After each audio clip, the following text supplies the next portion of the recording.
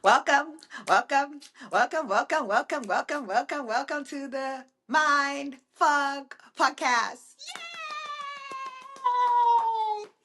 Welcome, my friend. Thank you so much for taking time out to hang out with me. I really appreciate you. My name is Wonu Alishe, and sometimes I do go by Amazing Soul. Welcome. Before I, go on today's topic on the podcast, I like to share something with you that serves as a reminder to me, and I would love to share with you. I title it Reminders for Being Human. It's something I always read right before I, start the actual podcast. Have fun along the journey. Show yourself compassion. Be kind to others. Being complex and being simple can hold true in the same breath. Stay curious.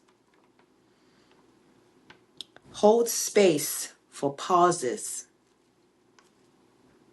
Hold space for not knowing. Never underestimate the power of silence. Nature has a lot of wisdom. Pay attention. There is power in we than I. If nothing else makes sense, come back to love. Pain is our greatest teacher. And never underestimate your ripple of existence.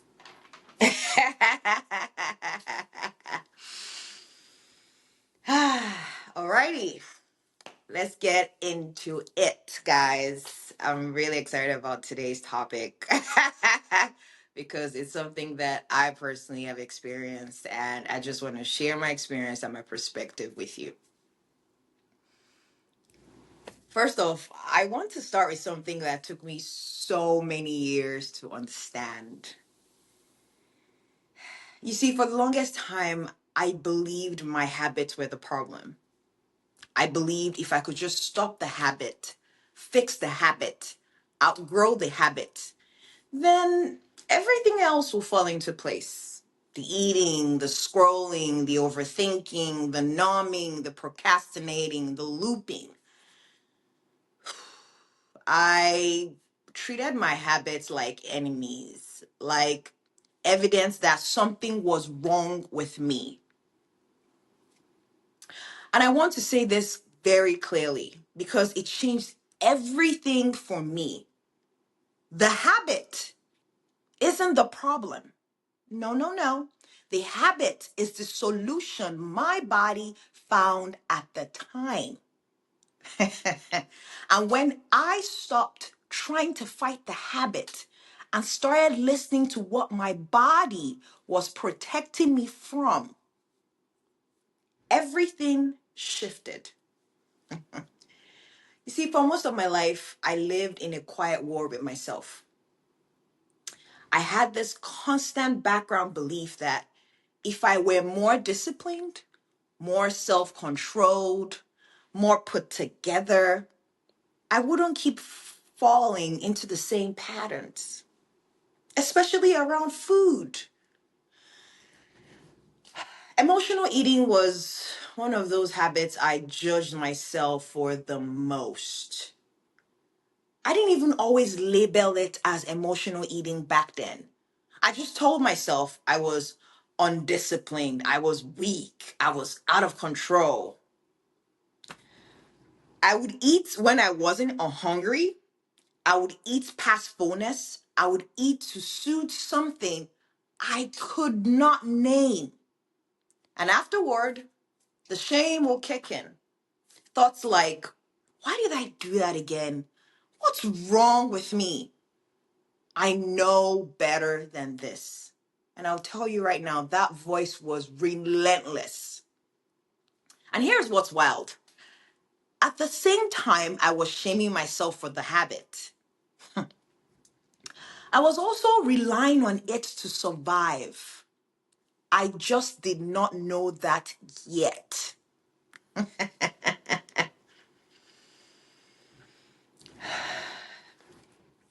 No one ever taught me how to ask a different question. Instead of asking, how do I stop this habit? No one taught me to ask, what is my body trying to protect me from right now? You see, because when I look back honestly, emotional eating was not random. No, no, no. It showed up at very specific moments in my life. After I was emotionally charged, after I had some emotionally charged days, after holding it for too long, after pushing through my pain, or maybe even overriding myself. You see, food was not the issue. Food was the fastest way my nervous system knew how to feel safe.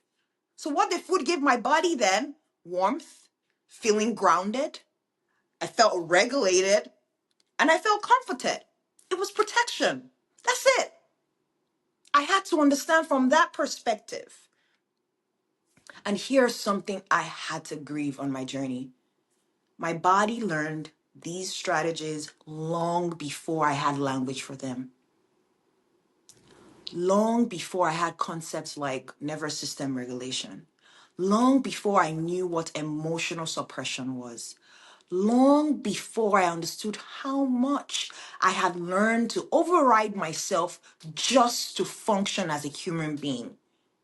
My body wasn't betraying me. No, my body was brilliant.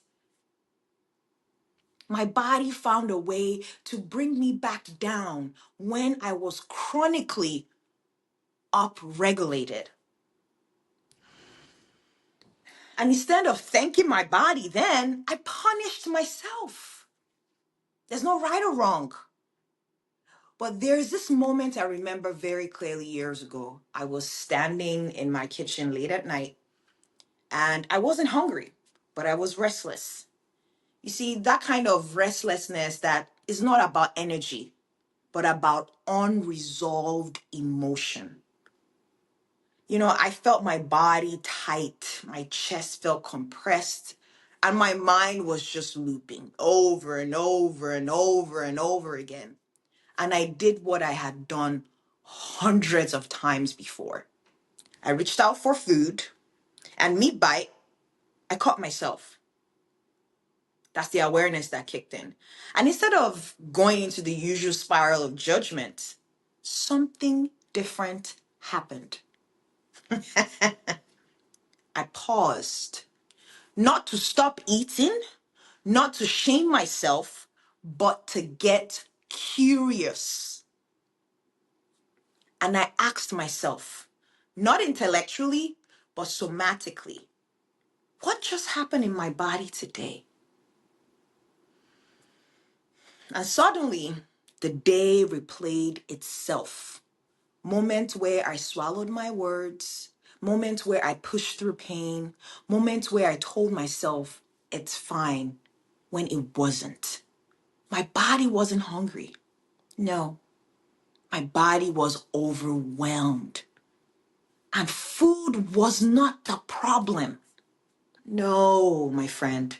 Food was the medicine my system reached for in that moment. This is the part no one really talks about. Most habits are not about lack of willpower. Far from it. They are about protection. Protection from feeling too much, feeling too fast, feeling too deeply, feeling too unsafe, feeling too alone. That's it. When your nervous system doesn't feel safe enough to process something in real time, It will look for relief immediately and efficiently. That's the intelligence of your nervous system. It will do that without consulting your logical brain. And habits are often the most reliable relief your body knows. You see, I used to think healing meant eliminating habits. Now I understand better. It actually means outgrowing the need for them. And you don't outgrow a habit by attacking it. No, far from it. You outgrow it by meeting the need underneath it. For me, at that time, emotional eating slowly softened when I started doing a few very unsexy things. I slowed down. I stopped rushing myself through discomfort. I started noticing my body before the urge got loud. I let myself feel boredom.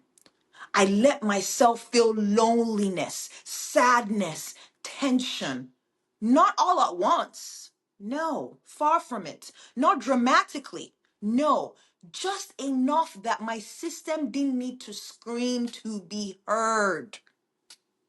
Baby steps, my friend. There was a period where I was terrified of stopping emotional eating. Not because I loved the habit, but because I didn't know what it would replace it. Food had been my regulator for decades. My soother, my pause button. So the question became, if I take this away, Wonu, what supports my body instead? That question changed the entire trajectory of my healing because it moved me from out of punishment and into partnership with my body. Here's something very important. When you remove a habit without building safety, your nervous system will find another one. Maybe more intense, maybe more self-destructive, maybe harder to justify. Because the need doesn't disappear just because the behavior does. Let me tell you something, my friend. The body always prioritizes survival over logic. Always. That's how our brains are wired. And as I learned this on my journey to regulate in other ways, something surprising happened. The urge to emotionally eat did not vanish overnight. No, but it lost its urgency. It became quieter. It became less desperate. And it started feeling more like a suggestion than a command. And when it did show up, I could meet it with compassion instead of war. Sometimes I still ate, yes, but without shame and without spiral. And ironically, that's when the habit started loosening its grip.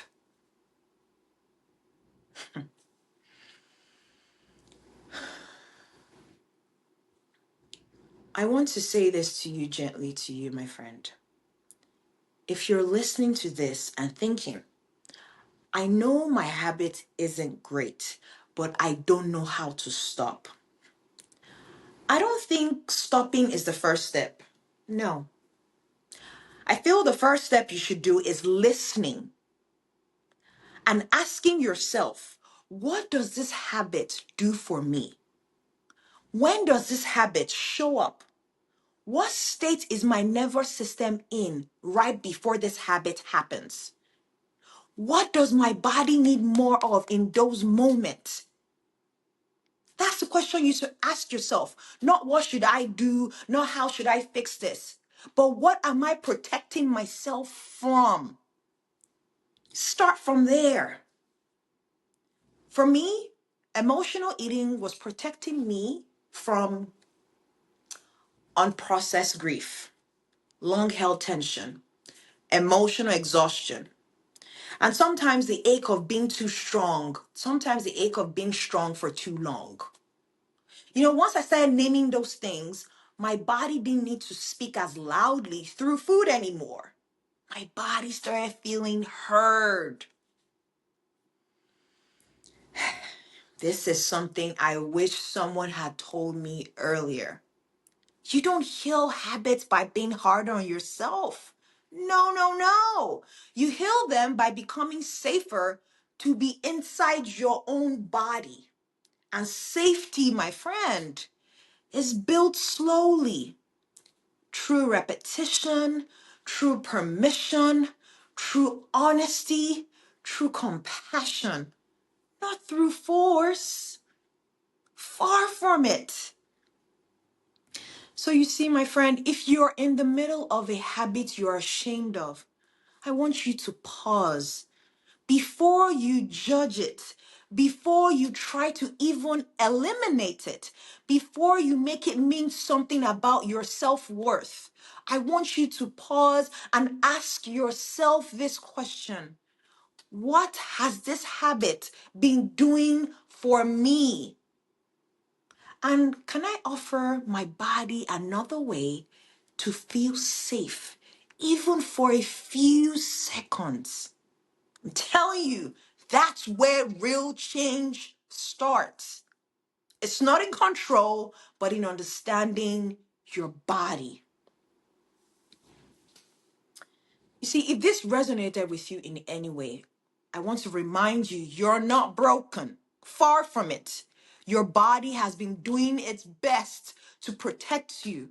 And now you're learning how to protect yourself with awareness instead of survival strategies. That is no weakness. Far from it. That is wisdom.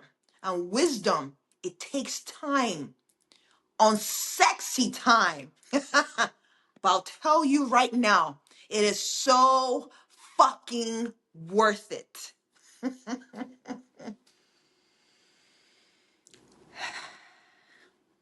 Thank you so much for taking time out to listen. I appreciate you for being here. And I'm sending you so much love from my heart to yours. Thank you.